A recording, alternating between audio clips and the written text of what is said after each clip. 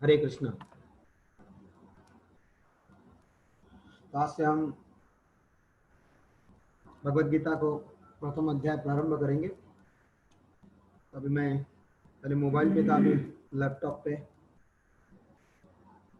आ गया हूँ। तो बहुत सारे भक्त अपने वीडियोस ऑफ करके रखे, क्योंकि एक साथ मुझे अभी 25-30 लोग दिखाई देते हैं। तो आशा करता हूँ कि आप अपने वीडियोस ऑन करें।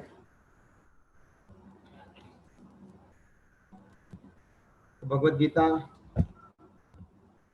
हम जो भक्ति शास्त्री मॉडल है, जो वृंदावन, वीआईसी और एमआईसी पढ़ाती है, उस पैटर्न में हम आपको भगवत गीता को हम सब अध्ययन करेंगे। जैसे हम भक्ति शास्त्री में पढ़े, तो इसमें एग्जाम भी होगी आपकी। आप प्रामाणिकता से एग्जाम को दीजिए। तो पहला एग्जाम आपका पूरा भूमिका पर होगी, 50 मार्क की। तो जो लोग सीरियसली भगवत गीता पढ़ने चाहते हैं और एग्जाम देना चाहते हैं, और मीटिंग में रही है, जिनको नहीं केवल सुनने के लिए है, तो एग्जाम देंगे तो पता चलेगा आपको कि मैं गीता कितना समझा, कितना सीखा। इस स्कूल में हम पढ़ते तो एग्जाम जरूर होती है। तो आप यथाशक्ति एग्जाम, मैं व्हाट्सएप पे पेपर लिख के भेज दूंगा। फिर आपको 2 दिन के अंदर, एक ही दिन तो काफ़ी है। आवाज़ मेरी क्लियर आ रही है? नहीं आ रही है? क्लियर आ रही है ना? तो अपना हेडफोन डालिए। आपके पास हेडफोन होगा ना, तो कान में डालिए, ताकि आपको क्लियर सुनाई दे। क्योंकि मैं लैपटॉप पे हूँ, लैपटॉप पे माइक बोर्ड पे होता है। कभी मैं मोबाइल पे थोड़ा माइक लगाता था, लेकिन लैपटॉप का माइक लाना पड़ेगा। तो लैपटॉप का माइक कल लेके आऊँगा, तब माइक लगा के बोलूँगा। तो अभी आप मेरे सामने स्क्रीन पे बहुत सारे लोग हैं। तो श्रीमद् भगवत गीता ये परंपरा से आया हुआ ज्ञान है। तो हम पहले प्रार्थना कर लेते हैं, क्योंकि बिना आचार्य, बिना गुरु, बिना भगवान की कृपा से हम ये ज्ञान ना सीख पाएंगे, ना ही जीवन में उतार पाएंगे। तो सब लोग हाथ जोड़कर मंगलाचरण तो आप सभी को बहुत आता है। हमारा जो मंगलाचरण हमें उसी को गाएंगे। ओम अज्ञानतिमिरान्धस्य ज्ञानाञ्जनशलाकया चक्षुरुन्मीलितं येन तस्मै श्रीगुरवे नमः।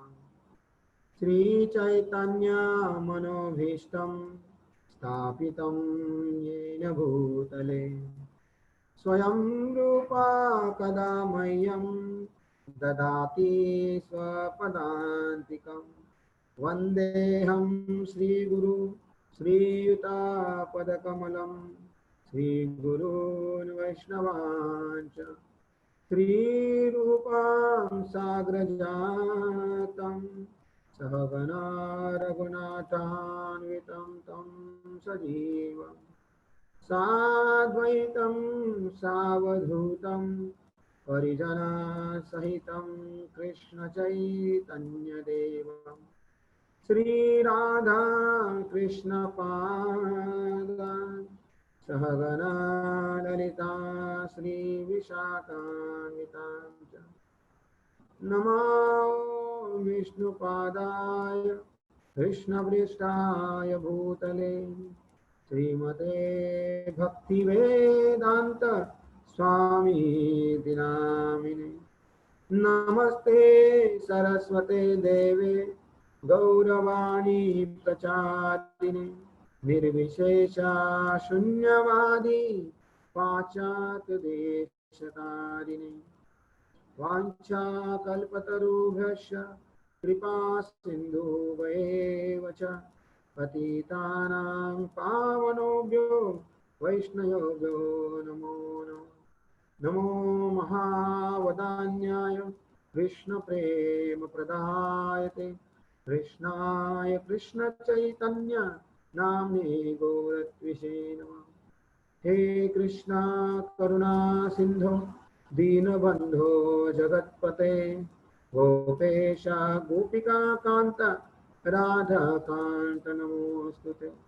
तप्त कांचन गौरांगी राधे वृंदावनेश्वरी ऋषभानुसुते देवी प्रणमामि हरिप्रिये नीलाचल निवासाय नित्याय परमात्मने बलभद्र सुभद्राभ्यां जगन्नाथाय ते नमः। जय श्री कृष्ण चैतन्य प्रभु नित्यानंद श्री अद्वैत गदाधर श्रीवासादि गौर भक्तवृंद। हरे कृष्णा कृष्णा कृष्णा हरे हरे हरे राम राम राम हरे हरे।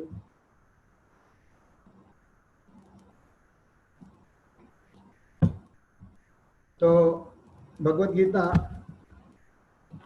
हम तीन भगवद गीता में 18 अध्याय को 3 भागों में विभाजित किया गया है। 1 से अध्याय 6 तक कर्मयोग, 7 से 12 भक्ति योग और 13 से 18 ज्ञान योग। तो हम अपने पास नोटबुक, पेन, भगवद गीता सब रखिए। मैंने पहले ही दिन बोला था ये अध्ययन वर्ग है, ना ही प्रवचन नहीं है।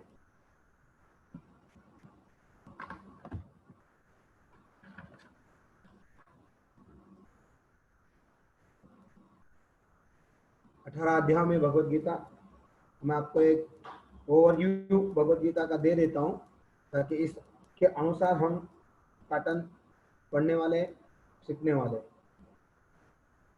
तो भगवद गीता के हम 3 भागों में, भाग 1, भाग 2 और भाग 3। भाग 1 है कर्मयोग, अध्याय 1 से लेकर 6 अध्याय तक। भाग 2 भक्ति योग, अध्याय 7 से लेकर अध्याय 12 तक। और तीसरा है ज्ञान योग, भाग 3, अध्याय 13 से लेकर 18 तक। ये 3 विभागों में भगवद गीता है। और भगवद गीता में एक विशेष चीज है कि जो भक्ति योग का अध्याय है वो भगवान ने बिल्कुल बीच में रखा है, मिडल है ना। 6 कर्म, 6 ज्ञान और बीच में भक्ति, सुरक्षित। तो प्रथम भाग है कर्मयोग, जिसके अंतर्गत आपको तो भगवद गीता के अंदर नाम है ही, तो हम उस एक एक अध्याय में क्या क्या समावेश है उसको वो ओवरव्यू करेंगे। तो पहला अध्याय हम पढ़ने जा रहे हैं, उसका नाम है इंग्लिश संस्कृत में अर्जुन विषाद योग और हिंदी में उसका नाम है कुरुक्षेत्र के युद्ध स्थल में सैन्य निरीक्षण। तो ये केवल बैटलफील्ड, आर्मी का वर्णन है इसमें, एक युद्ध में क्या क्या होता है, सैनिक, रथी, महारथी, घोड़े, सब इसका वर्णन है। और अर्जुन के भी कुछ प्रश्न हैं, तो एक एक करके लिखिए। इसके विषय होंगे, किस तरह हम इसे इस अध्याय को पढ़ेंगे। पहला है युद्ध की तैयारी, श्लोक 1 से लेकर 13 तक। इन 13 श्लोकों में युद्ध की तैयारी है ना। जैसे हम गांव जाते हैं तो गांव के जाने की तैयारी करते हैं ना, बैग में, सूटकेस में क्या क्या भरना है, क्या क्या ले जाना है। तो इस प्रकार युद्ध शुरू होने से पहले युद्ध की तैयारी होती है। पहला श्लोक उसमें नहीं आता है। पहला श्लोक धृतराष्ट्र बोलता है धर्म क्षेत्र, तो एक अलग से इसकी व्याख्या हम आज पूरा चैप्टर या पूरा लेक्चर हमारा उसी के ऊपर होगा। तो दूसरा है उसमें दुर्योधन की कूटनीति, सेकंड पार्ट दिखाऊंगा। और इसके अध्याय उसी में अंतर्गत आता है 3 से लेकर 11 तक एक कूटनीति तक आता है। बाकी युद्ध की तैयारी में 1 से 13 तक आगे उसमें कूटनीति दिखाई देती है। एक राजा को कूटनीतिज्ञ भी होना चाहिए। दुर्योधन उत्तम कूटनीतिज्ञ था, तो किस प्रकार वो कूटनीति का इस्तेमाल करता है हम इस श्लोकों में देखेंगे। तीसरा है पांडवों के लिए विजय चिन्ह, विजय के संकेत, श्लोक क्रमांक 14 से लेकर 20 तक। विजय के संकेत उसे ये भी कहा जाता है। चौथा है भक्तवत्सल के रूप में भगवान कृष्ण, श्लोक क्रमांक 21 से लेकर 27 तक। राकेश नहीं लिख रहे हो क्या? राकेश यादव,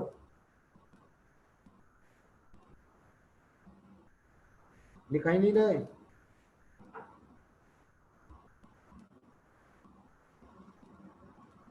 और पांचवा है युद्ध न करने के लिए अर्जुन के तर्क।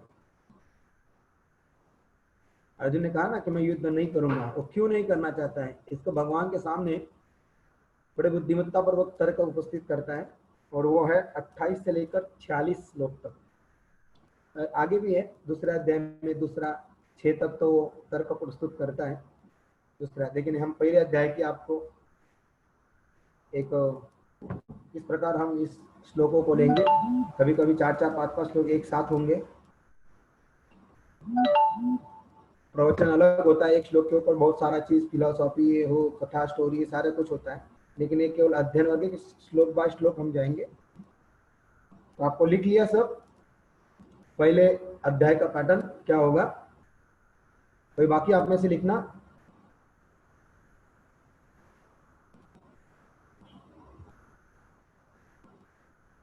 हरे कृष्णा, सभी ने लिख लिया होगा आशा करता हूँ। हाथ उठाते जाइए यस नो में, आवाज तो सुनाई नहीं देगा, यदि लिख लिया होगा तो okay.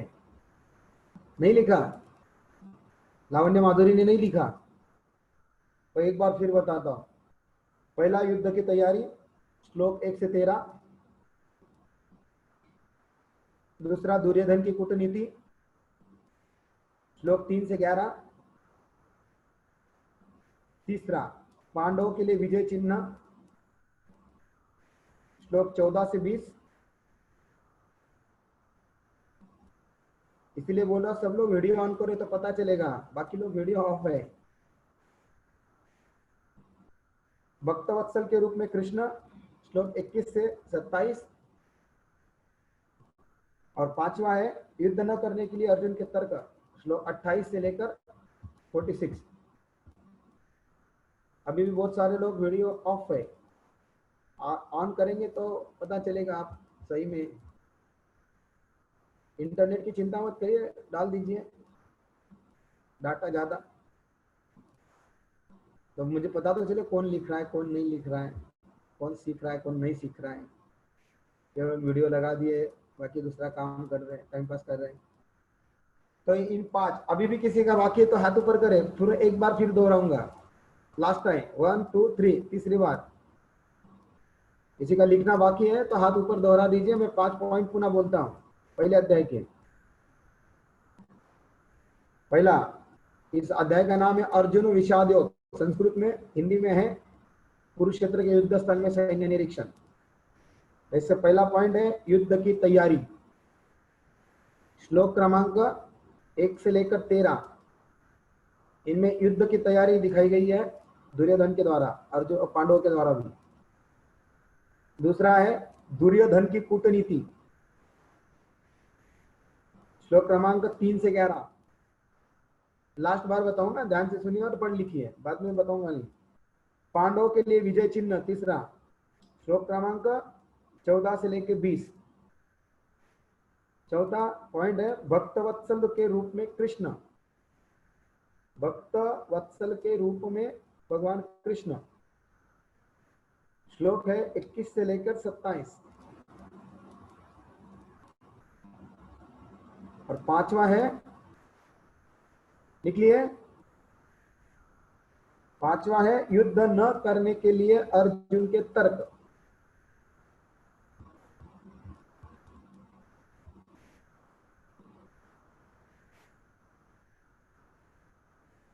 Damodar Hari Prabhu video on करो।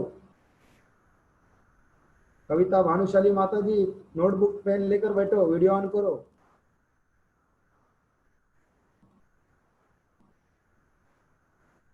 नेहा झंकर माता जी वीडियो ऑन करिए,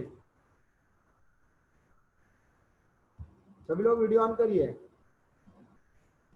तो ये 5 पॉइंट है, मैं आशा करता हूँ सबने लिख लिए होंगे। आगे बढ़ते हम, आज हम पहला श्लोक लेंगे।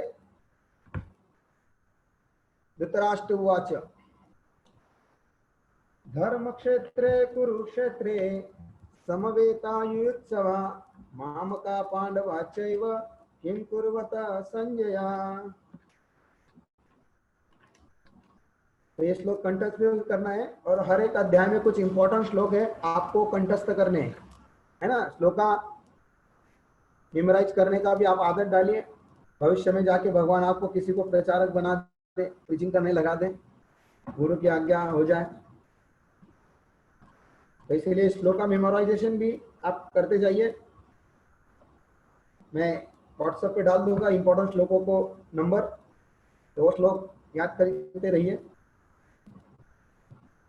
तो आप भगवत गीता खोलेंगे तो पहले अध्याय के साइड में देखिए, भगवत गीता है आपके पास, खोलिए, पहला अध्याय खोलिए और उसके लेफ्ट पन्ने पर देखिए, एवं परंपरा प्राप्तम इमं राजर्षयो विदु। तो ये परंपरा है, भगवान ने जो आप देखोगे इसमें अर्जुन का नाम नहीं होगा, तो वो राजर्षि परंपरा ही है, परंपरा है, और ये गुरु परंपरा है, दो परंपरा चलती है। और कलयुग में कोई राजा नहीं रचा है, इसलिए कोई राज परंपरा अभी नहीं चल रही है ना। कलयुग में सब शूद्र है, तो कलो शूद्र संभवा, तो गुरु परंपरा चलती है। और वो श्लोक भी, प्रमाण भी पद्म पुराण में उपस्थित है। संप्रदाय विहीनाय मंत्रास्ते विफला मता। मैं बहुत स्लो जाऊंगा, चिंता मत करिए, प्रवचन की तरह एकदम फास्ट नहीं होगा, टीचिंग है तो स्लो चलूंगा। तो भगवान परंपरा का उल्लेख करते, जो गीता में परंपरा और राजर्षि परंपरा का उल्लेख करते, लेकिन भगवान के द्वारा भी एक गुरु परंपरा चलती है, जो प्रमुख चार परंपरा है। हमने आमुख में देखा कि बिना परंपरा को शरणागत हुए या गुरु को शरणागत हुए या गुरु से दीक्षित हुए बिना कोई भी भगवत धाम प्रवेश नहीं कर सकता है, और ना ही भगवत गीता को या वैदिक शास्त्र ग्रंथों को अंडरस्टैंड या समझ सकता है। तो ये परंपरा आप देख लीजिए, ये गुरु परंपरा है। विशेषकर इनमें गुरु नहीं, आचार्य लोग हैं। सदियों में एक आचार्य आता है, गुरु बहुत है, गुरु अनगिनित होते हैं, शिक्षा गुरु दीक्षा गुरु बहुत होते हैं, लेकिन आचार्य युगों युगों में या शतकों में एक आता है। देखिए श्री कृष्ण ने भगवान ब्रह्मा को दिया, प्रामाणिक परंपरा है। तो मैं जो श्लोक बोल रहा था, संप्रदाय विहीनाय मंत्रास्ते विफलामता कलो भविष्यन्ति चतुर संप्रदाय। कलयुग में कितने संप्रदाय होंगे? चार। चतुर मतलब चार, चतुर संप्रदाय न, ब्रह्म रुद्र श्री क्षिति पावना, तो ये चार संप्रदाय होंगे। इनके चार आचार्य भी है, रामानुजा, श्री विष्णु स्वामी, मध्वाचार्य, निम्बारकाचार्य। तो ये चार आचार्य भी उनके नाम होंगे। कलयुग के कौन मुख्य आचार्य होंगे इस परंपरा के? तो श्री संप्रदाय के आचार्य होंगे रामानुजाचार्य, जो स्वयं लक्ष्मण है, राम के भाई। अभी अभी परसों उनकी पुण्यतिथि, आविर्भाव दिवस गया रामानुजाचार्य का, परसों ही गया। श्री संप्रदाय विशेषकर साउथ इंडिया में। दूसरा है मध्वाचार्य, जो हमारे, देखिए इसमें नाम है मध्व, 5वें नंबर पर है ना।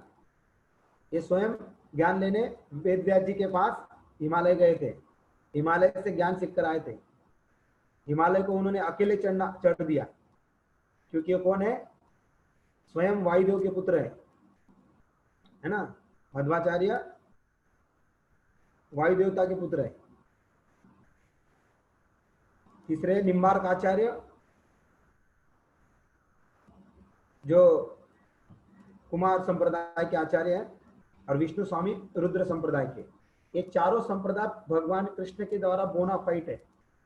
और इसके जो चार प्रमुख देवता हैं, आप में से किसी को मालूम नहीं होगा, किसी को मालूम होगा, फिर भी बताता हूं। इसमें चार प्रमुख देवता हैं। श्री संप्रदाय के हैं स्वयं लक्ष्मी देवी, कुमार संप्रदाय के स्वयं सनत कुमार, चार चतुष कुमार, सनत, सनातन, सनंदन।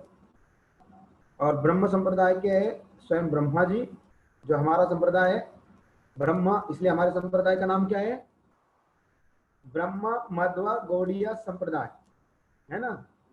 देखिए इसमें ब्रह्म, मध्व मध्वाचार्य, गौड़ीय मतलब चैतन्य महाप्रभु, देखो तीनों का नाम है हमारी संप्रदाय का, इसलिए परफेक्ट एंड बोनाफाइड है।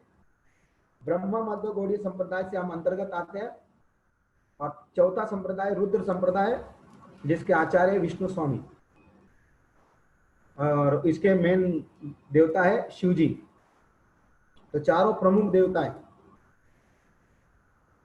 चतुष कुमार तो देवता नहीं है, ब्रह्मा जी के मानस पुत्र है। तो कलयुग के 4 संप्रदाय, इनमें से ज्ञान होता है। तो हमारा ये परंपरा है जिसमें केवल 32 आचार्यों के नाम है, क्योंकि एक आचार्य एक विशेष चीज स्थापन करता है।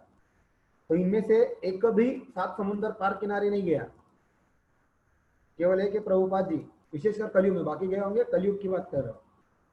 तो प्रभुपाद जी 7 समुद्र पार जाके, क्योंकि सन्यासी को अलाउड नहीं होता, लेकिन प्रभुपाद ने भगवान चैतन्य महाप्रभु की भविष्यवाणी को पूरे पृथ्वी में फैलाने के बेड़ा उठाया। तो इसलिए प्रभुपाद एक विशेष आचार्य है जिन्होंने संपूर्ण विश्व में चैतन्य महाप्रभु की भविष्यवाणी को, चैतन्य महाप्रभु के बाद देखिए कितने आचार्य आते हैं, 2 3 4 5 6 7 8 9 10 11 आचार्य आ गए, लेकिन कोई भी चैतन्य महाप्रभु के संदेश को 7 समुद्र पार किनारे नहीं ले गया, केवल प्रभुपाद। तो भगवान किसी विशेष व्यक्ति को चुनते हैं। जैसे महाभारत में सारा क्रेडिट अर्जुन को चुना, महाभारत युद्ध का क्रेडिट सव्यसाचिना, 11वें स्कंद में भगवान 11वें अध्याय में कहते हैं सव्यसाचिना, तुम इसका क्रेडिट लो। तो भगवान की मर्जी है कौन किसको चुनना है। भक्ति सिद्धांत महाराज तो प्रभुपाद से भी कई अधिक गुना स्कॉलर थे, लेकिन ब्रह्मचारी नैष्ठिक सन्यासी भगवान ने उन्हें नहीं भेजा, ये गृहस्थ थे।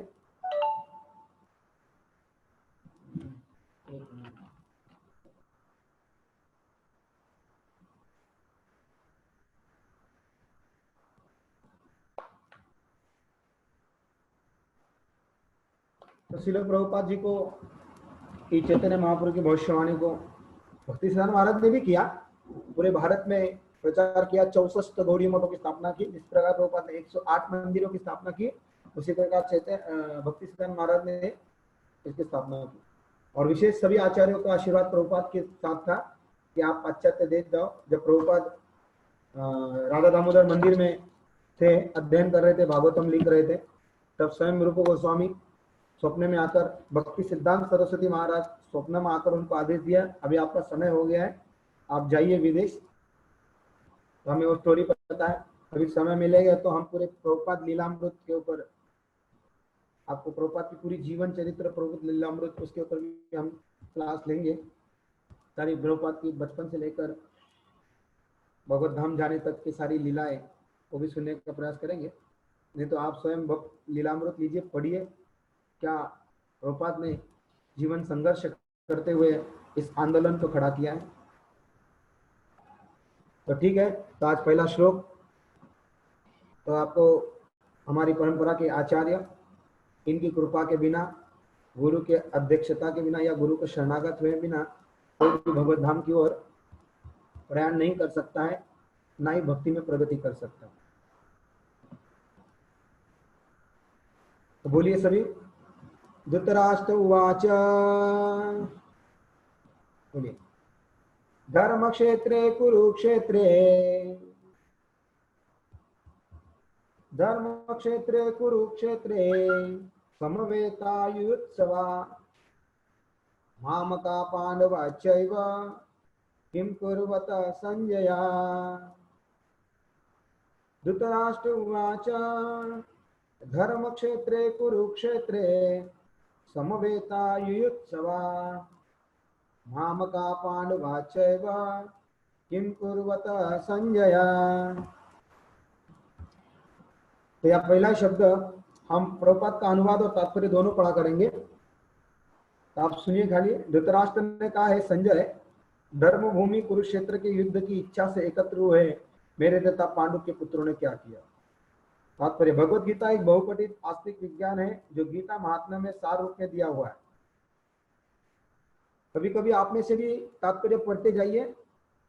हम बोलेंगे सुधांशु को किसी एक का माइक ऑन करने के लिए, अनम्यूट करने के लिए, ताकि वो भी पढ़ सके, उसको सुन सके, है ना। क्योंकि हमारा क्लास है तो सबको इन्वॉल्व करने के लिए। तो मैं जिसको बोलूंगा आप भी पढ़ते जाइए तात्पर्य को। आपके पास भगवत गीता तो है। तो ठीक है, आज मैं पहला पैराग्राफ पढ़ देता हूँ। गीता महात्मा के सार रूप में दिया है। हम इसमें यह उल्लेख है कि मनुष्य को चाहिए कि श्री कृष्ण के भक्त की सहायता से संवीक्षण करते हुए भगवत गीता का अध्ययन करे और स्वार्थ प्रेरित व्याख्याओं के बिना उसे समझने का प्रयास करे। देखिए क्या लिख रहे, बहुत इंपॉर्टेंट पॉइंट है। भगवत गीता का अध्ययन करे किसके साथ, और श्री कृष्ण के भक्त की सहायता से संवीक्षण करते हुए भगवत गीता का अध्ययन करे और स्वार्थ प्रेरित व्याख्याओं के बिना उसे समझने का प्रयास करे। अर्जुन ने जिस प्रकार साक्षात कृष्ण से गीता सुनी और उसका उपदेश ग्रहण किया, इस प्रकार की स्पष्ट अनुभूति का उदाहरण भगवत गीता में ही है कि उसी गुरु परंपरा से निजी स्वार्थ से प्रेरित हुए बिना किसी को भगवत गीता समझने का सौभाग्य प्राप्त हो तो वह समस्त वैदिक ज्ञान तथा विश्व के समस्त शास्त्रों के अध्ययन को पीछे छोड़ देता है। पाठक को भगवत गीता में न केवल अन्य शास्त्रों की सारी बातें मिलेगी, अपितु ऐसी बातें भी मिलेगी जो अन्यत्र कहीं उपलब्ध नहीं है। यही गीता का विशिष्ट मानदंड है। स्वयं भगवान श्री कृष्ण द्वारा साक्षात उच्चारित होने के कारण यह पूर्ण आस्तिक विज्ञान है। क्या है? आस्तिक, नास्तिक नहीं है। स्वयं भगवान ने कहा है, तो इसमें इसलिए प्रभुपाद कहा करते कि तथाकथित भौतिकवादी गीता में कृष्ण को दूर कर देते हैं और कहते हैं कि कृष्ण को नहीं, कृष्ण के अंदर वाली अंतरात्मा को शरण जाओ। अभी अंतरात्मा कौन सी है? और उसकी शास्त्र बताता है कि कृष्ण और उसकी आत्मा में कोई अंतर नहीं है, तो इसीलिए वो गीता को नास्तिक कर देते। कृष्ण को हटा दिया मतलब गीता नास्तिक हो गई।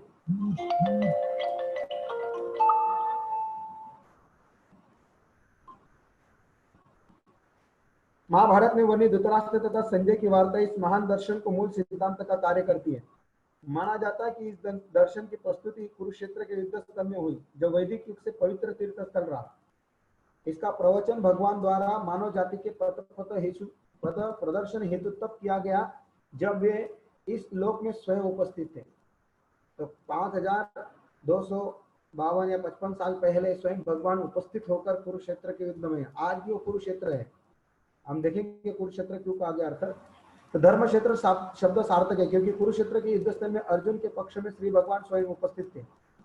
कौरवों का पिता धृतराष्ट्र अपने पुत्रों की विजय की संभावना के विषय में अत्यधिक संदिग्ध था। अतः इसी संदेह के कारण उसने अपने सचिव से पूछा उन्होंने क्या किया।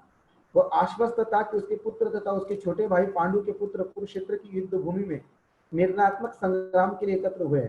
फिर भी उसकी जिज्ञासा सार्थक है। वह नहीं चाहता था कि भाइयों में कोई समझौता हो, अतः वह युद्ध भूमि में अपने पुत्रों की नियति के विषय में आश्वस्त होना चाह रहा था। क्योंकि इस युद्ध को कुरुक्षेत्र में लड़ा जाना था, जिसका उल्लेख वेदों में स्वर्ग के निवासियों के लिए तीर्थ स्थल के रूप में किया हुआ है। अतः धृतराष्ट्र अत्यंत भयभीत था इस पवित्र स्थल का युद्ध के परिणाम पर न जाने कैसा प्रभाव पड़े। उसे भली भांति ज्ञात था कि इसका प्रभाव अर्जुन तथा पांडु के अन्य पुत्रों पर अत्यंत अनुकूल पड़ेगा, क्योंकि स्वभाव से वे सभी पुण्यात्मा थे। संजय श्री व्यास का शिष्य था, अतः उनकी कृपा से संजय धृतराष्ट्र के कक्ष में बैठे बैठे कुरुक्षेत्र के युद्ध स्थल का दर्शन कर सकता था। इसलिए धृतराष्ट्र ने उसे युद्ध स्थल की परिस्थिति के विषय में पूछा। पांडव तथा धृतराष्ट्र के पुत्र दोनों ही एक के वंश से संबंधित है, किंतु यहाँ पर धृतराष्ट्र के वाक्य से उसके मनोभाव प्रकट होते हैं। उसने जानबूझकर अपने पुत्रों को कुरु का और पांडु के पुत्रों को वंश के उत्तराधिकार से विलग कर दिया। इस तरह पांडु के पुत्र अर्थात अपने भतीजों के साथ धृतराष्ट्र की विशिष्ट मनस्थिति समझी जा सकती है। जिस प्रकार धान के खेत से अवांछित पौधे को उखाड़ दिया जाता है, उसी प्रकार इस कथा के आरंभ से ऐसी आशा की जाती है कि जहाँ धर्म के पिता श्री कृष्ण उपस्थित हो, वह कुरुक्षेत्र रूपी खेत में दुर्योधन आदि धृतराष्ट्र के पुत्र रूपी अवांछित पौधों को समिल नष्ट करके युधिष्ठिर आदि नितांत धार्मिक पुरुषों की स्थापना की जाएगी। यहाँ धर्म क्षेत्रीय पुरुष शब्दों की उनकी ऐतिहासिक तथा वैदिक महत्ता के अतिरिक्त यही सार्थकता है। प्रभुपाद की तो धृतराष्ट्र उवाच, पहला ही नाम धृतराष्ट्र में क्यों लिया? भगवत गीता तो भक्तों के लिए ज्ञान है, लेकिन धृतराष्ट्र का नाम क्यों लिया? तो आचार्य लिखते हैं धृतराष्ट्र भले भगवान का भक्त नहीं था, लेकिन उसके पास एक क्वालिटी थी, वो श्रवण करना चाहता था कि महाभारत के युद्ध में क्या क्या हो रहा है। अंधा तो था, देख नहीं सकता था, ना युद्ध लड़ सकता था, परंतु सुन जरूर सकता था। इसलिए वेद व्यास जी ने धृतराष्ट्र को पूछा युद्ध शुरू होने से पहले, आप युद्ध को देखना चाहते हैं? तो धृतराष्ट्र को पता था कि मेरे पुत्र जो है अधार्मिक है और वो शायद जीत नहीं पाएंगे, तो अपने पुत्रों को मरते हुए देखना नहीं चाहता था, लेकिन युद्ध की परिस्थिति को सुनना जरूर चाहता था।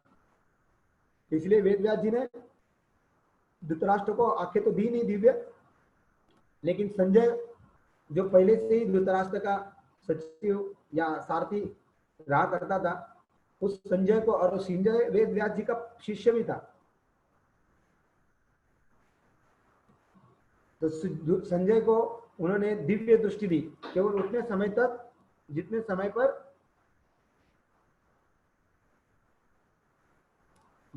तक वो युद्ध भूमि में चलने वाले युद्ध का निरीक्षण करें। और केवल दिव्य दृष्टि इसीलिए दी क्योंकि अपनी दो आंखों से केवल कितना देख सकता है व्यक्ति, जितना युद्ध में चलता है। एक युद्ध या दो युद्ध को देख सकता है, एक ही युद्ध तो ठीक ढंग से देख सकता है कि वो क्या शस्त्र चला रहा है, क्या अस्त्र चला रहा है, लेकिन संपूर्ण युद्ध में सारे युद्ध क्या क्या कर रहे हैं वो देख पाने के लिए दिव्य दृष्टि चाहिए। इसलिए संजय को 18 दिनों के लिए दिव्य दृष्टि प्रदान की गई। तो संजय धृतराष्ट्र का पूरा युद्ध का वर्णन सुनाने लगा। इसलिए श्रवण करने की इच्छा, क्योंकि महाभारत का युद्ध भी एक प्रकार से दिव्य है क्योंकि भगवान स्वयं उपस्थित है, इसलिए तो उस क्षेत्र का नाम धर्म क्षेत्र दिया है। जहाँ युद्ध होती है, मारा मारी होती है, खून खराब होता है, वो कैसे धर्म क्षेत्र हो सकता है? लेकिन कहा वहां कौन उपस्थित थे? स्वयं भगवान। तो हम एक एक व्याख्या करते हैं।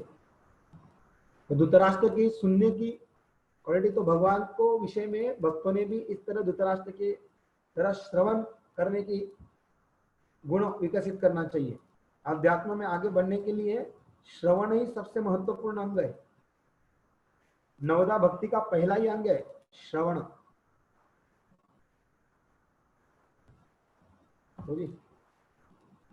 कौशल है थोड़ा वो बॉटल में थोड़ा पानी दे दो। तो धर्म क्षेत्र है। तो धृतराष्ट्र का क्यों नाम पहले आया? इसीलिए क्योंकि उसके पास भले ही बाकी की सारी क्वालिटी गलत हो, स्वार्थी हो। अभी हम पहले धृतराष्ट्र शब्द का अर्थ जानते हैं। धृत और राष्ट्र दो शब्द मिलकर धृतराष्ट्र बना है, संधि विच्छेद। धृत प्लस राष्ट्र। धृत मतलब दृढ़, है ना, एकदम हटीला, दृढ़। राष्ट्र के प्रति जो दृढ़ है, राष्ट्र मतलब राज्य को खुशी या सत्ता पाने के लिए जो एकदम दृढ़, वो है धृतराष्ट्र। धृतराष्ट्र के जीवन में इस प्रकार हुआ। विचित्रवीर्य के दो पुत्र हुए, वो कहानी आपको पता है किस प्रकार उनका जन्म हुआ। विचित्रवीर्य को कुछ पंडु रोग हो जाता है, उसी के कारण उसकी जल्दी ही मृत्यु हो जाती है। तो जो दोनों रानियां थी उनकी पत्नियां अंबिका और अंबालिका। अंबा तो मालूम है कौन बनी? अंबा तो विष्णु पितामह से विवाह करना चाहती थी, परंतु पितामह भीष्म ने एक मिनट,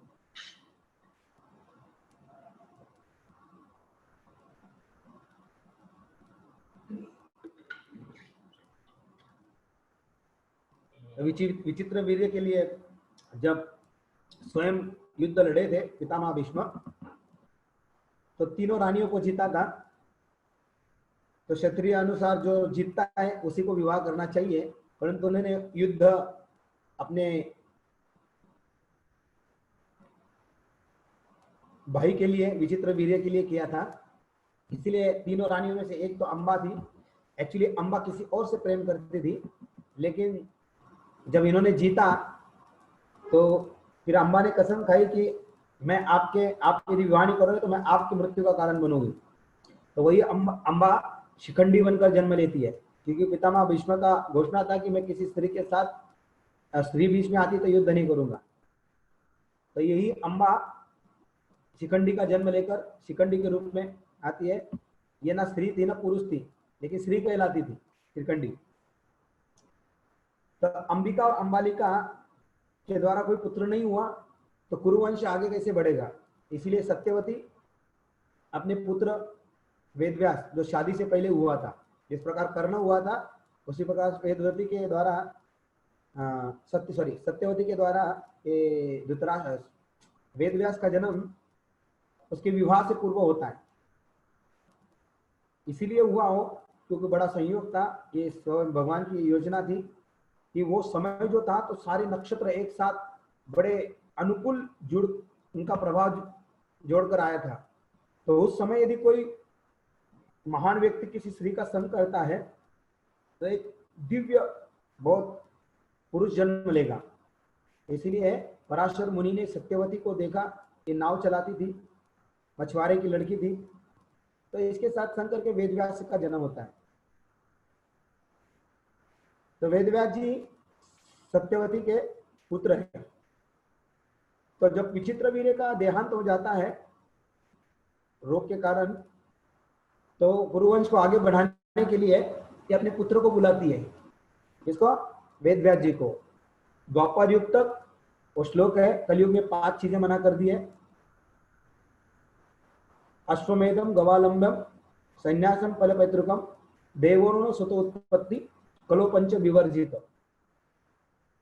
अश्वमेध यज्ञ करना, गोमेध यज्ञ करना, पितरों को तर्पण करना, संन्यास लेना और देवर के द्वारा पुत्र उत्पत्ति करना। क्योंकि बड़ा भाई यदि अक्षम है या जल्दी देहांत हो गया तो उसकी विधवा उसकी पत्नी के साथ देवर पुत्र उत्पत्ति कर सकता था। ये द्वापर युग तक ये नियम था, लेकिन कलयुग के लिए मना कर दिया। तो वेदव्यास जी ने अपनी दिव्य दृष्टि से पुत्र उत्पन्न किया, संग नहीं किया, अपनी दिव्य दृष्टि से उनके गर्भ धारणा कराई। क्योंकि वेदव्यास जी कोई सामान्य व्यक्ति नहीं, शक्तावेश अवतार है भगवान की। तो अंबिका और अंबालिका, तो अंबिका से धृतराष्ट्र जन्म होते हैं और अंबालिका से पांडु राजा। तो जब अंबिका को सामने खड़ा किया तो इतने योगी पुरुष को देखकर वो डर गई और आंखें मिटा ली। तो इसी कारण क्या हुआ, वो पुत्र अंधा पैदा हुआ, वो है धृतराष्ट्र। और पांडुरा दूसरी अंबालिका को जब भेजा तो अंबालिका डर के मारे पीली पड़ गई। इसीलिए पांडु राजा, इसलिए उनका नाम पांडु पड़ा। तो ये दोनों बच्चे, तो फिर सत्यवती ने देखा कि एक अंधा पैदा होगा और एक थोड़ा ऐसा, तो उन्होंने पुनः अंबिका को भेजना चाहा, अंबिका को भेजना चाहा, लेकिन अंबिका फिर से डर के मारे क्या की, नहीं गई और अपनी दासी को भेज दिया। और उस दासी के द्वारा तीसरा पुत्र उत्पन्न हुआ, वो है विदुर, है ना। तो धृतराष्ट्र जन्म से अंधा था और आध्यात्मिक दृष्टि से भी अंधा था, दोनों दृष्टि से अंधा था। तो बड़ा पुत्र होने के नाते राजा का अधिकारी या राज्य का अधिकारी, उत्तराधिकारी बड़ा पुत्र बनता है। तो परंतु धृतराष्ट्र को अंधा होने के कारण हस्तिनापुर का राज नहीं मिला, उनके छोटे भाई पांडु को मिला। तो पांडु को राजा बनाया गया। पांडु बहुत वीर थे, शक्तिशाली थे, पराक्रमी थे, तो हमेशा युद्ध लड़ाइयाँ करते रहते थे, बाहर ही रहते थे। तो उन्होंने धृतराष्ट्र को ही राज्य कारभार सौंप दिया था। तो धृतराष्ट्र कारभार करता था और ये पूरा युद्ध का। तो अचानक, और आखिर भी क्या करते थे, शिकार। तो एक बार शिकार करते करते किंदिम में ऋषि के पत्नी और उनको दोनों को उन्होंने बांध दिया। किंदिम ऋषि उनकी पत्नी के साथ यंग थे। तो साधु ऐसे समाज में प्रेम करने नहीं कर सकता है, तो उन्होंने हिरण का रूप बनाया और हिरण के जोड़े के रूप में विहार कर रहे थे जंगल में। तो इन्होंने अपने बाण से दोनों को भेद दिया। तो फिर वो जब अपने मूल रूप में आए तो उन्होंने शाप दिया पांडु राजा को कि आपका जब भी आप अपनी पत्नी या किसी स्त्री का संग करने जाओगे तो आपका भी मृत्यु हो जाएगा। तो पांडु राजा बड़ा दुखी हुआ, ये समाचार हस्तिनापुर में फैल गया। तो धृतराष्ट्र खुश हो गया अभी राज्य। तो उन्होंने क्या किया, पांडु राजा ने अपनी दोनों पत्नी कुंती और माद्री को लेकर वन में चले गए। राजकारण में अभी क्या मन लगेगा, क्योंकि संतान। तो धृतराष्ट्र फिर राजा बना। तो उसको समाचार मिला कि देवताओं के द्वारा पांडु को पुत्र हुए। तो अभी पहला पुत्र कुंती को होता है, युधिष्ठिर। फिर उनका राज्य उतने दिन तक धृतराष्ट्र के पास रहा। पहली बार तो पांडु के अंधा होने के कारण राज्य छीन लिया। दोबारा तो पहला पुत्र यदि धृतराष्ट्र का होता था दुर्योधन, तो वही राजा बनता था, परंतु वैदिक प्रथा के अनुसार बड़ा पुत्र राजा बनता है। तो इस प्रकार दूसरा पुत्र जो था वो राजा बना।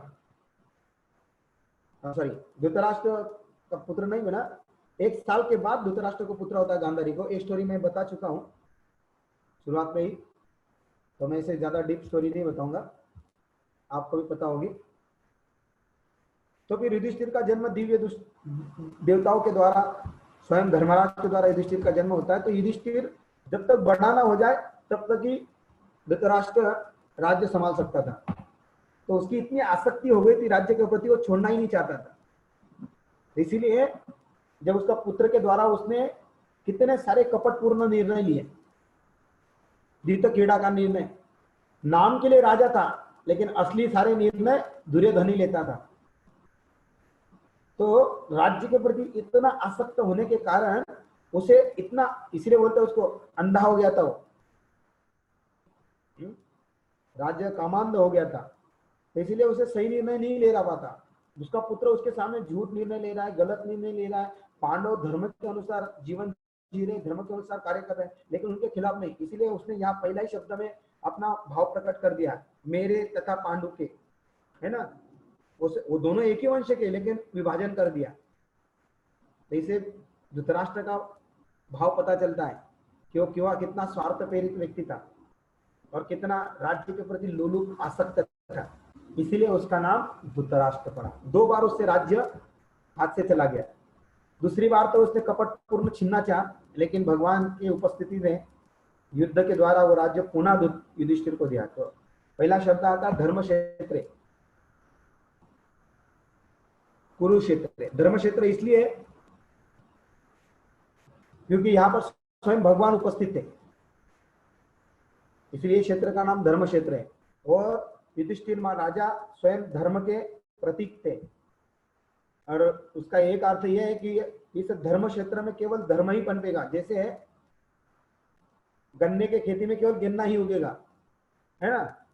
दूसरे अवांछित पौधे उगने लग जाते तो किसान क्या करता है, उसकी मशागत करके वो पौधों को हटा देता है, ताकि असली जो वृक्ष है या असली जो धान है वो आगे बढ़े। तो उसी प्रकार भगवान भी इस धर्म क्षेत्र की भूमि में धर्म का ही पौधा बढ़ेगा ना। इसीलिए धर्म क्षेत्र नाम इसलिए पड़ा कि उस क्षेत्र में केवल धर्म का विकास करना चाहते थे। इसीलिए धर्मराज स्वयं युधिष्ठिर महाराज थे, क्योंकि धर्मराज के पुत्र थे। इसीलिए धर्म की स्थापना करने के लिए भगवान ने कहा ना, मैं क्यों आता हूँ, धर्म की स्थापना करने आता हूँ, अधर्म का विनाश करने आता हूँ। तो स्वयं जो ये युधिष्ठिर थे, ये धर्मराज थे, और ऐसे धर्मराज को स्थापन करने के लिए अवांछित अधार्मिक व्यक्तियों को कुरुक्षेत्र से हटाना चाहते थे। वो थे सारे, जितने भी 100 कौरव थे वो सारे अधर्मी थे, इनके पिता से लेकर दोनों, और इनके पक्ष में जो भी थे वो भी अधर्मी थे। तो इन सबका समूल नाश करने के लिए भगवान ने या इस क्षेत्र को धर्म क्षेत्र कहा गया। धर्म क्षेत्र कुरुक्षेत्र समवेता युत्सवा मामका पांडवा चैव किम कुर्वत संजया। तो दूसरा शब्द है कुरुक्षेत्र। तो कुरुक्षेत्र, कुरु एक राजा का नाम है जिनसे कुरुवंश से चालू होता है। तो इन्होंने एक बार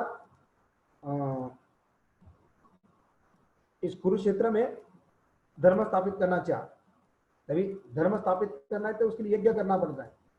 तो इस यज्ञ में कुछ आहुति देनी होती है।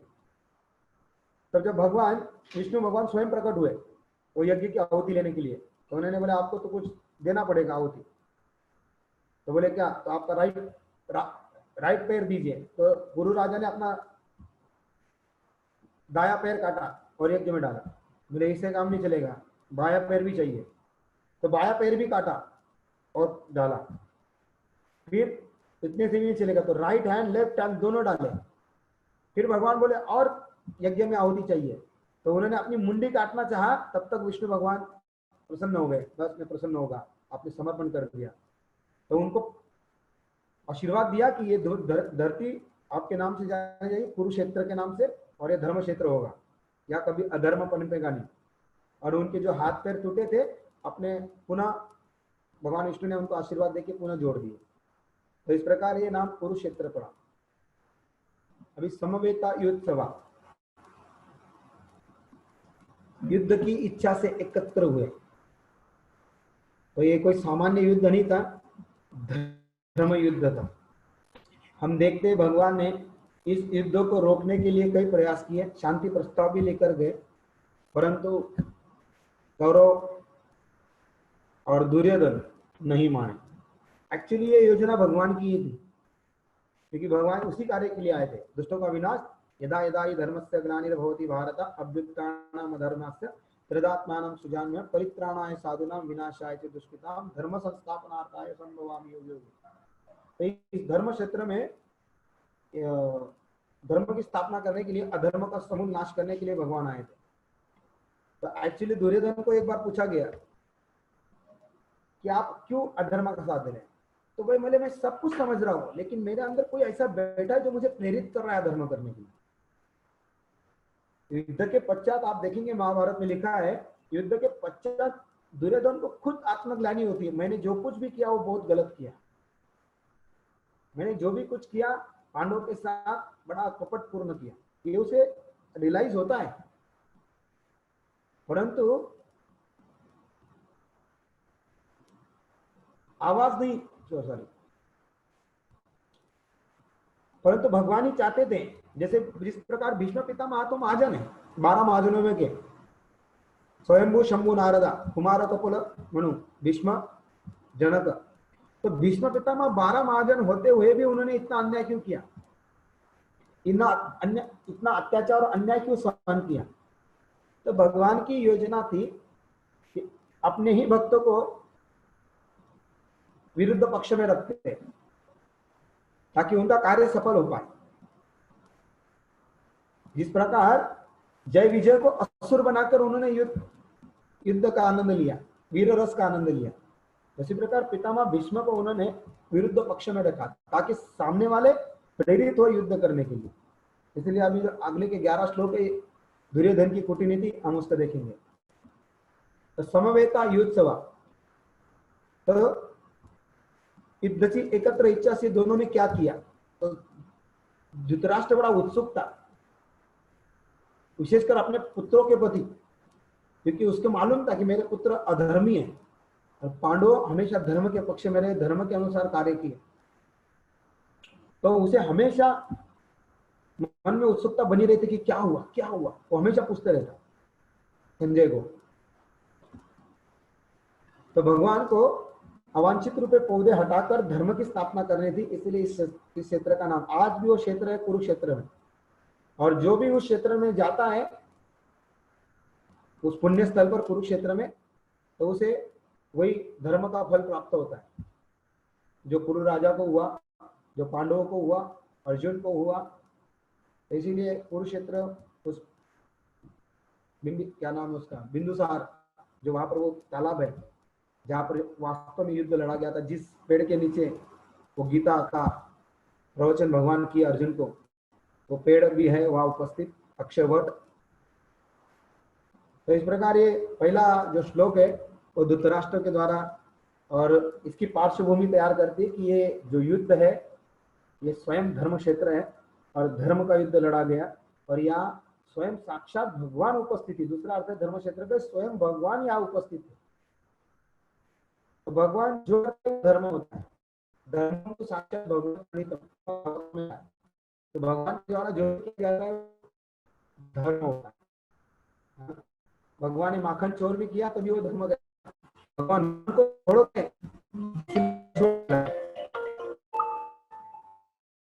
समवेता योत्सा, तो दोनों ने मिलकर क्या किया, मामका पांडवा चैव किम कुर्वत संजय, युद्ध की एकत्र से दोनों पक्षों में और से 18 अक्षौणी सेना वहां उपस्थित थी।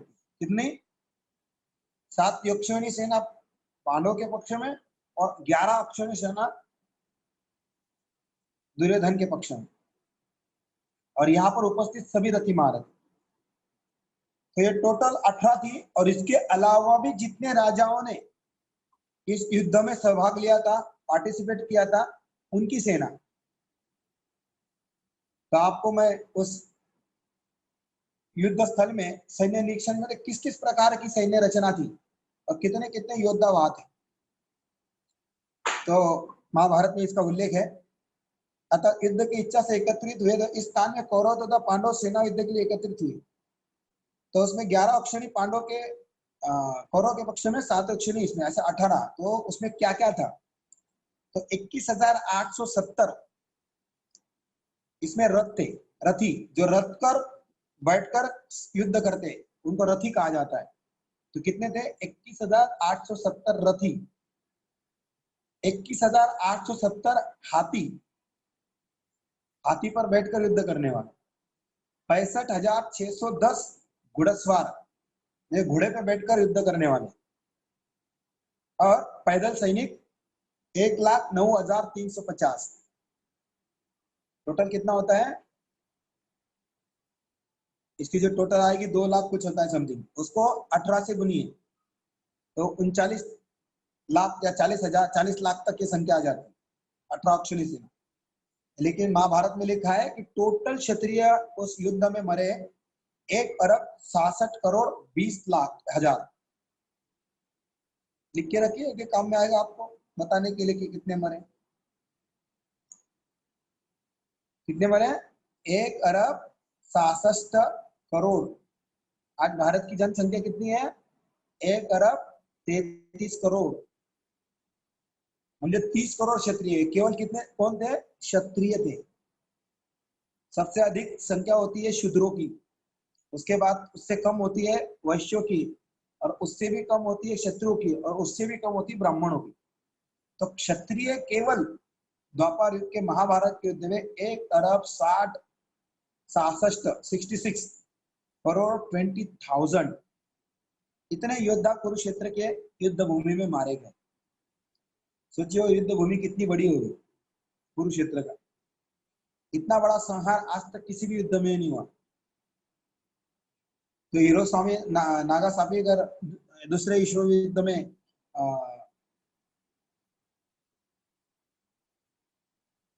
क्या बोलते हैं उसको, हिटलर ने जर्मन की ओर से जो बॉम्ब डाले थे उसमें 1 लाख लोग मरे थे, शायद 1 लाख या उससे अधिक। लेकिन सबसे अधिक युद्ध में मारे गए सैनिक है तो महाभारत, इसीलिए इसको महाभारत कहते हैं, महायुद्ध।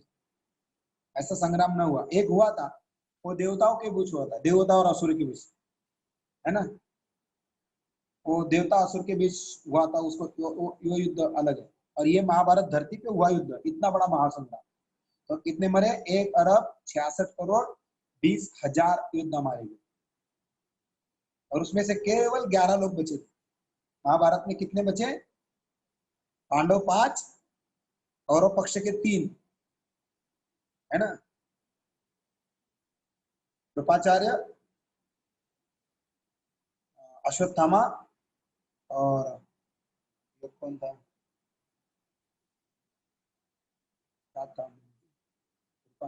और भगवान, और परीक्षित राजा जो उत्तरा के गर्भ में था, और सात्विकी, भगवान का सखा था सात्विकी, और एक बचा। ऐसे 11 लोग टोटल महाभारत के युद्ध में बचे, इतने क्षत्रिय मारे गए।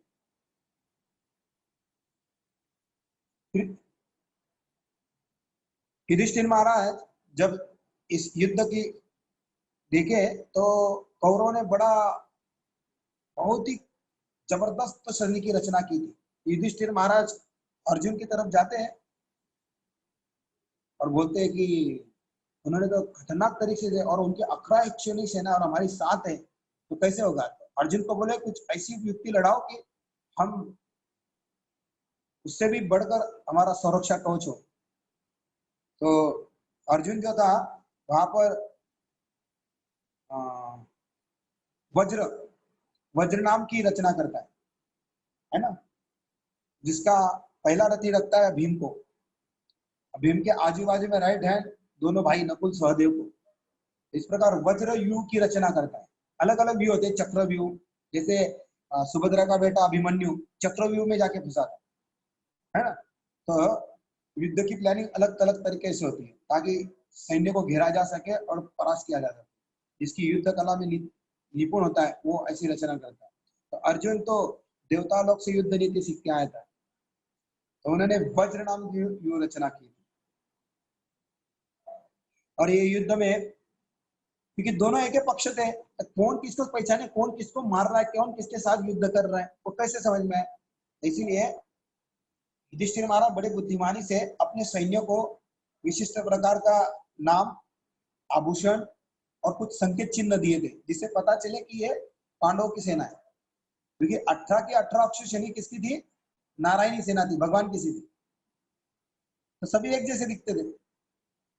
इसीलिए दोनों में अंतर करने के लिए युधिष्ठिर महाराज ने अलग अलग नाम दिए, आभूषण अलग पहनाए और संकेत चिन्ह दिए। तो इस प्रकार तो दोनों की सेना युद्ध आरंभ होने से पहले दोनों सेनाओं की ओर से कुछ नियम बनाए गए, क्योंकि युद्ध के नियम होते हैं, उस युद्ध के अनुसार नियम लड़ाना चाहिए।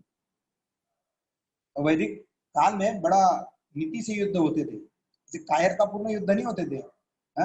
हमारे राजनेता घर में बैठे बैठे इधर से बटन दबाते टाइम बम का और बेजुबान जानवर, बेजुबान लोग मारे जाते, ऐसा नहीं। तो वो क्या नियम थे लिखा हुआ है महाभारत में।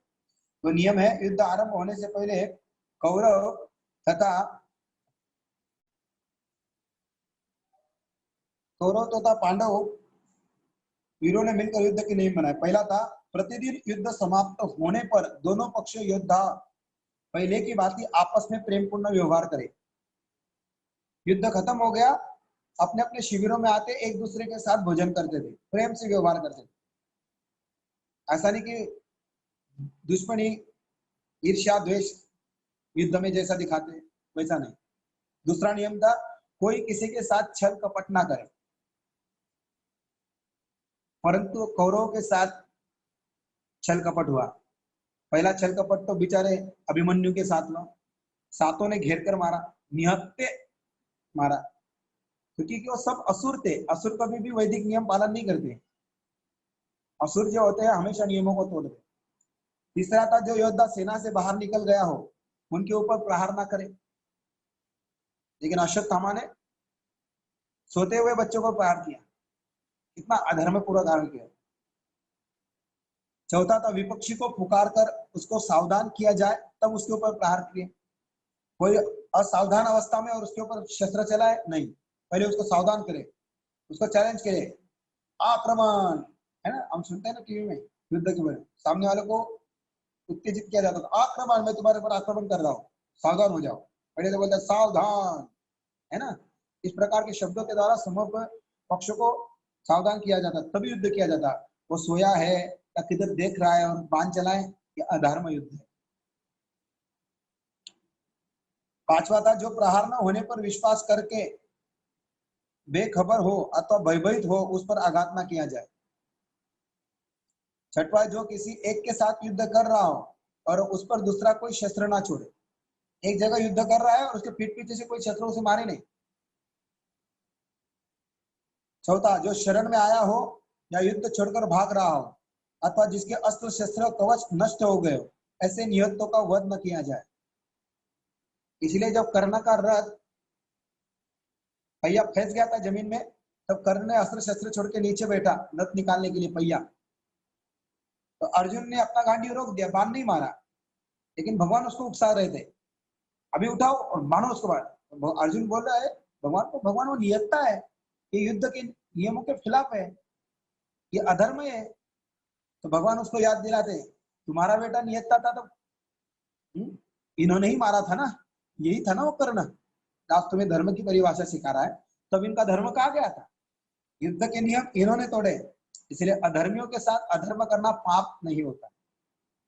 भगवान ने एक शिक्षावाद दी, जब अधर्मी है तो उसके साथ अधर्म के ही साथ ही लड़ना चाहिए। इसलिए बाण उठा और मारो कर्ण को। तो युद्ध के सारे पहले नियम तोड़ना कौरवों ने शुरू किया। दिखे थे नियम लेकिन तोड़ते गए, तो भगवान ने भी बोला तोड़ो, मारो। इस प्रकार कर्ण का वध किया गया। तो कर्ण को भी हराना बड़ा मुश्किल था। बाहर ढोने वाले शस्त्र पहुंचाने वाले तथा भेरी और शंख बजाने वालों पर किसी भी तरह प्रहार न किया जाए, क्योंकि कभी कभी युद्ध में मर जाते थे तो उन सैनिकों को हटाया जाता था। तो उसमें ऐसी एक टोली या ऐसी एक सैन्य शक्ति रखते थे, वो जाके युद्ध के मैदान में उनको लेके आए और शिविर में लेके जाए घायलों को, तो उनके ऊपर आक्रमण नहीं किया जाता था। तो इस प्रकार ये युद्ध के नियम थे। फिर कहते हैं मेरे तथा पांडुपुत्रों ने क्या किया, मामका पांडवाचैव, अर्थात मेरे तथा पांडुपुत्रों ने इन शब्दों से धृतराष्ट्र पांडवों के प्रति द्वेष भावना का पता चलता है। हम देखते हैं बचपन से ही द्वेषी था, क्योंकि जब से युधिष्ठिर का जन्म हुआ था तब से धृतराष्ट्र को पता चल गया था कि ये पहला पुत्र है तो अभी भी मेरे हाथ से राज्य जाने वाला है, और वो राज्य छोड़ना नहीं चाहता था। इसलिए उसने कपटतापूर्ण व्यवहार पांडवों के प्रति बचपन से ही आरंभ कर दिया। हस्तिनापुर उनका राज्य था, लेकिन देखिए लाक्षागृह का षड्यंत्र रचा, ये धृतराष्ट्र की योजना थी कि इनको वहां जाकर मरवाए, परंतु भगवान जिनके साथ है, राखे कृष्ण मारे के मारे कृष्ण राखे, तो भगवान जिनके साथ है उसे कोई मार नहीं सकता, तो भगवान बचाए। बचपन में विष दिलाने का प्रयत्न किया, तो धृतराष्ट्र की जो अति महत्वाकांक्षा थी राज्य पाने की, तो उसका प्रतिबिंब कौन था, यही दुर्योधन, उसका पहला बेटा। अपनी बाप की इच्छा को पूरी करने के लिए ये यही निर्णय लेता था। जितने भी सारे निर्णय, और ये कृपाचार्य हो, पितामह भीष्म हो, ये कुछ नहीं कर पाते थे, क्योंकि वो बंधे थे, वो अपने अपने वचनों से बंधे थे। इसलिए कहते हैं द्वेष की भावना को पता चलता है। और फिर कहते हैं क्या किया, इसके बाद शब्द है किम कुर्वत संज्ञा, अर्थात क्या किया। तो धृतराष्ट्र संजय के युद्ध घटना के संबंध में प्रश्न कर रहा है। धृतराष्ट्र की युद्ध घटना के विषय में सुनने का बहुत इच्छुक था व्यासदेव तथा धृतराष्ट्र। तो मैं पहले ही कह दिया कि व्यासदेव धृतराष्ट्र को आंखें देना चाहते थे, लेकिन धृतराष्ट्र ने ही मना किया, नहीं मैं देखना नहीं चाहता था। उसे पता था, क्योंकि जो अधर्म व्यक्ति होता है ना, उसके हृदय में भय उत्पन्न होता है। अधार्मिक व्यक्ति के प्रति अच्छा कार्य करने का तो उसके मन में भय होता है, इसका मुझे रिजल्ट मिलेगा कि नहीं। तो जो आत्मबल होता है या आत्मविश्वास है, अधार्मिक व्यक्तियों में उसकी कमी दिखती है, क्योंकि कुछ भी कार्य करने के लिए पहले डरता है। लेकिन जो पवित्र व्यक्ति है उसमें उत्साह आता है हर कार्य करने के लिए, अच्छे कार्य। लेकिन धृतराष्ट्र बचपन से ही अधर्मी था, और पिछले जन्म से तो कितना अधर्मी था। आपको धृतराष्ट्र की पिछले जन्म की 49 जन्म की स्टोरी मालूम होगी, ठीक है। एक स्टोरी बताता तक मैं इस श्लोक का अंत करूंगा, फिर हम कल से चैप्टर वाइज जाएंगे, जो विषय वाइज सब्जेक्ट वाइज। तो आज मैं इस धर्म क्षेत्र पर थोड़ा आपको अधिक विस्तृत जानकारी महाभारत से जो हमने पढ़ी। तो ये धृतराष्ट्र था 48 जन्म पहले, 39 जन्म 49 जन्म पहले, 49 जन्म पहले एक शिकारी था, बहेलिया। उन्होंने कबूतर कबूतरीन को अंधा बनाकर उनके 100 बच्चों को एक साथ मार डाला था। इसीलिए इतने बड़े कर्म का फल, इसलिए बोलते ना कर्मणा गहना गति, कोई भी कर्म का फल छूटता नहीं है, प्रकृति छोड़ती नहीं है।